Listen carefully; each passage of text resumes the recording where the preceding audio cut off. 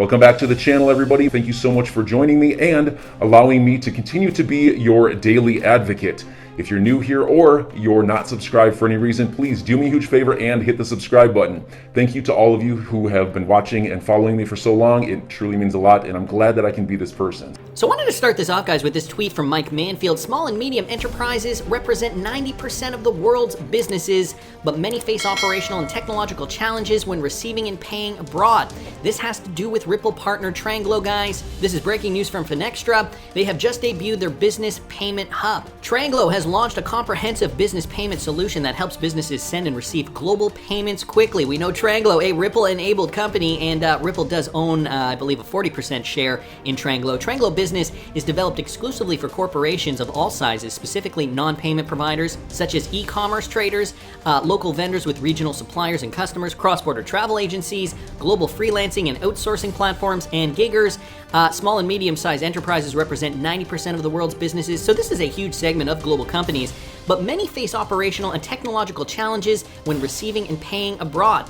Traditional payment providers and the use of multiple intermediaries, which can be costly, may not be able to meet their needs. And so, it all comes back to it's too costly, it's too slow, it's inefficient.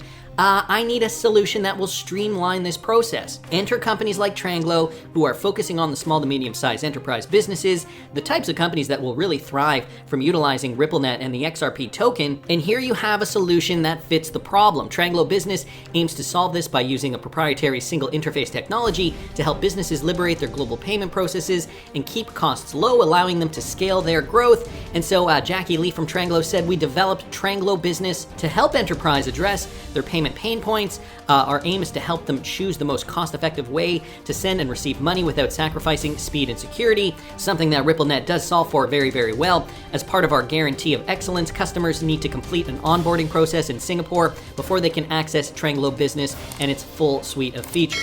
So small to medium-sized businesses, 90% of businesses face these types of operational challenges, and now we have a solution for that. Ripple-enabled Tranglo, they're setting out to help democratize payments for these SMEs. So great news here from Mike Mansfield. BondCrypt XRP bringing this to us. And guys, a new Ledger Nano product has been released, and the price point $79. So quite affordable compared to some of the other Ledger Nano products like the X. Down here just shows you guys the dimensions. The display is a little larger. Ledger Nano S Plus wallet supports 50 plus popular crypto wallets, up to 100 installed apps across over 5,500 digital assets. Ledger Nano S Plus connectivity is the USB-C port.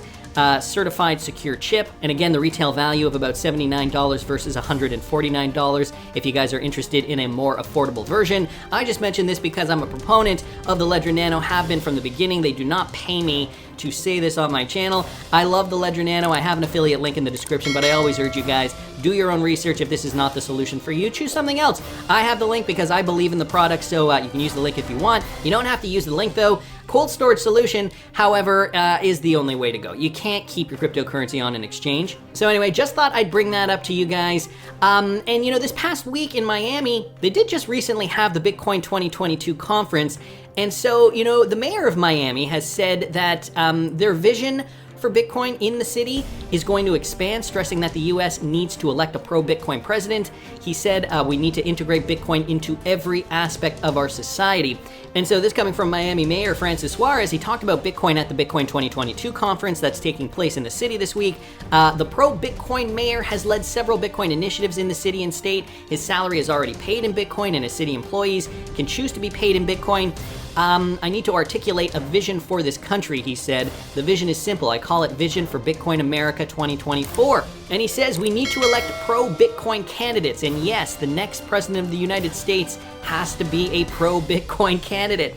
So, despite what you think about Bitcoin, it is the granddaddy of all coins. It is going to pave the way in a lot of ways for how to get the masses interested in cryptocurrency, to get them to adopt cryptocurrency. Think about it this way: when you first entered the space, forget about what your portfolios look like now, but when you first entered the space, it is very, very likely that the first cryptocurrency you ever purchased was Bitcoin. I know that rings true for me, and so it probably rings true for you too. This is how we onboard the masses, and whether you believe in Bitcoin or not, whether you believe it's a superior payment system or not, which I'm sure a lot of you watching this channel do not think that, and myself included. Full disclosure, there are better solutions. there's something to be said about Bitcoin, and there's something to be said about giving the middle finger to the system. And I think that we have to really understand that, I think, on a fundamental level, considering, there are external powers trying to bring down the financial system right now. They see Bitcoin as a threat. We've hedged our bets with XRP, but at the same time, I don't want to live in their world. I want to live in my world with freedom, financial freedom. This is why I'm invested in cryptocurrencies in general. And so, Bitcoin in a lot of ways represents that. Even if you don't agree with the 100% of what, the Bitcoin maximalists say, it still isn't something that we should be shunning, I don't think. Mayor Suarez proceeded to highlight his third point. The last thing we need to do is this. We need to unleash the macro power of Bitcoin, he said. Bitcoin has the power to democratize and to create wealth for the unbanked and for the poor in our community who are getting decimated by inflation and government spending that has gone rampant. So this is exactly the point that I'm talking about, right? Governments around the world printing money like nobody's business, and Bitcoin has a track record of being deflationary. We can see that now over weeks, months, years. Okay, this was 10 years ago, Bitcoin back in 2011, 2012. And, overall, even though we have witnessed downturns and bear markets for the king crypto, we have ultimately seen it on a trajectory moving forward, moving upward. So yes, you can say bull market, bear market, bull market, bear market, bull market, bear market, bull market. And I mean, I think we have still yet to go for that bull market. But ultimately, guys, over the last decade, deflationary as a currency. Which brings me to this, guys. Rand Nooner here on Twitter asking this, and I know this just came out from the Bitcoin conference, and people in the XRP community were questioning it. If Jack Mallers implements what he presented at Bitcoin 2022, and it allows users to send from any fiat currency to any fiat currency with instant finality at no costs, what is the use case for XRP? Could this be an XRP killer? Could this be a Ripple killer? Well, let's ponder this. Let's get into this, guys. Anderzel here saying, Lightning creates a new version of a Nostro Vostro system, which is something that Ripple wanted to abolish altogether, since Bitcoin Layer 1 has too high fees and it is too slow. The main purpose of ODL, on the other hand, other than speed, is removing the need for Nostro and Vostro accounts, not creating a new version of the same problem. This is just one of the many problems with Lightning, but let's stop there. Moon Lambo was also chiming in on this. I'm going to get into his response in a second, but let's go to Matt Hamilton, who just recently left Ripple, somebody who worked right there in the Ripple camp. The people who use it, he states, including those that use it for the exact thing already for years that Mallers is now proposing. Down here we got Panos also chiming in on this. Lightning Network is centralized and requires parked money, locked liquidity. So again, with the Nostro and Vostro similarities here, which is exactly what XRP is solving in that case. XRP has many use cases. What you are referring to is how Ripple uses XRP.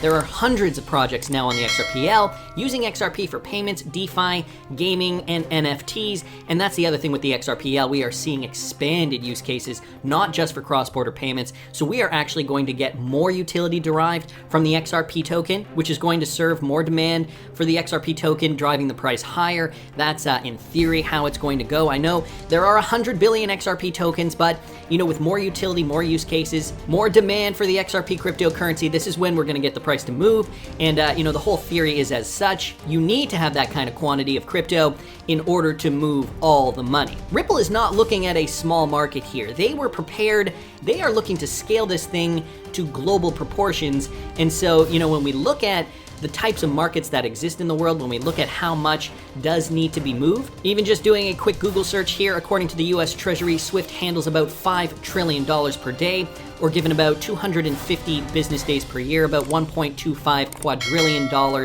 a year. And so those figures were also back from 2018. I believe that number has grown since then. And that's just money moving. We got to think about all the other use cases now that are going to be moving over the XRPL, as per Panos' tweet over here. So just to get back to Jack Mallers, if you guys don't know who he is, Jack Mallers, CEO of Zap, a Bitcoin investment and payments company that transacts over the Lightning Network. And so what is Strike Crypto? Strike allows users to send and receive payments anywhere instantly for no added fees. Strike is built on top of the Bitcoin network, the largest global interoperable and open payment standard, and that was just updated 4 days ago. Let's continue though, because I know maybe some of you guys are still a little skeptical. From Crypto Eddie here, Bitcoiners soon to realize Mahler's Lightning Network strike push is sort of like Ripple ODL, but wait, there will be a moment. Yeah, she said it. Why nodes fees? Why Bitcoin pre-funding? Why restricted channels? Why can't we settle our fiat cross borders like yen to dollar? So these are all questions that we have to ask ourselves. Overseer down here saying Lightning cannot massively deploy due to security vulnerabilities, so it has to operate in closed operating environments. There's another point.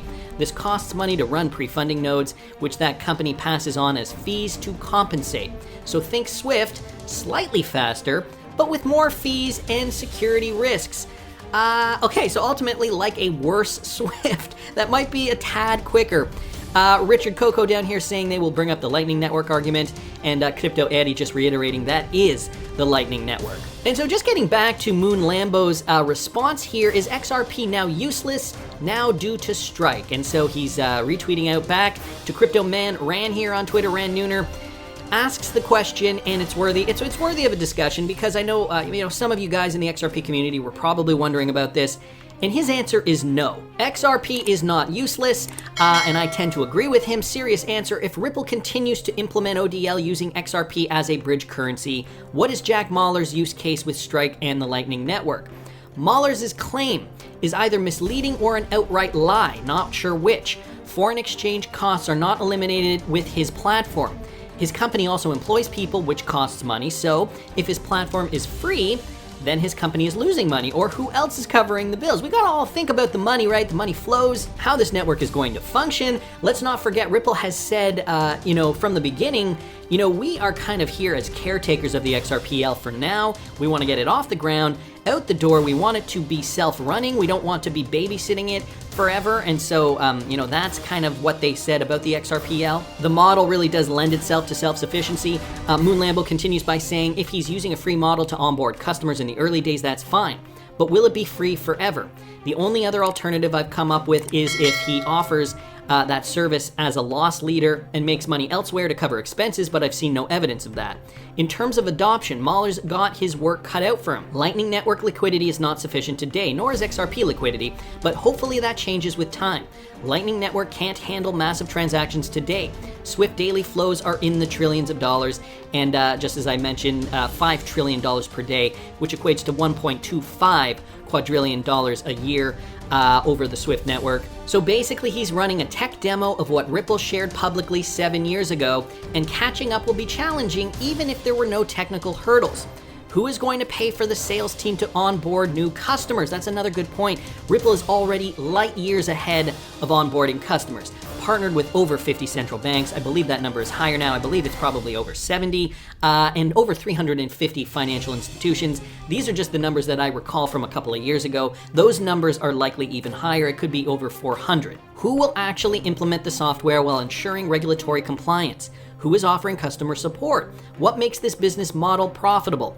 Free typically is not sustainable. Don't forget that different people use XRP for different reasons, and that was the other point that I brought up here, that Panos down here mentioned. Where was it? It was here, Panos. Hundreds of use cases referring to how Ripple uses XRP. There are hundreds of new projects now on the XRPL using XRP for payments, DeFi, gaming, NFTs, etc., etc., etc. And so to that point, Bitcoin is not useless without Mahlers, just like XRP is not useless without Ripple. Many devs are building on top of the XRPL today for various use cases. And Crypto Matrix down here saying, LOL, what a joke. So the central banks around the world are just partnering with Ripple for nothing? Think about that for a second, guys. A new financial system is on our doorstep, and Ripple and XRP are going to be at the center of it. I mean, if you've been following this channel even over the last year, I've demonstrated on this channel how many partnerships Ripple has forged, and not only that, all the connections with financial organizations like the BIS, the IMF, the World Economic Forum, essentially the Rothschilds through these central banks. So, I think it's pretty obvious that we can see where this is going. Also just wanted to bring you guys this from Neil Hartner here, and for those of you guys who do not know, he is a software engineer at Ripple working on RippleNet. So straight from Ripple, a fast and cheap bridge currency like XRP is only part of the equation that makes ODL powerful. The less understood part is that customers can borrow XRP from Ripple on demand so that they always have liquidity when and where they need it. Very few can replicate the latter part. We don't talk about this too much anymore, but do you guys remember back to October of 2020, Ripple launches the line of credit to provide loans in XRP? So at that time, it was currently in beta and would provide select customers working capital loans in XRP. Specifically, Ripple customers who utilize their on-demand liquidity solution would be eligible for the offering. Those using ODL on RippleNet can purchase XRP from Ripple on credit, the company said, adding that it would charge one fee on the amount borrowed. Let me just close that. So enjoy your day, everybody. I'm always here for you. Leave any comments or questions below, and be sure to subscribe. But thanks, everybody. I really appreciate you. Enjoy your day, and I always have your back. So thanks so much, everybody.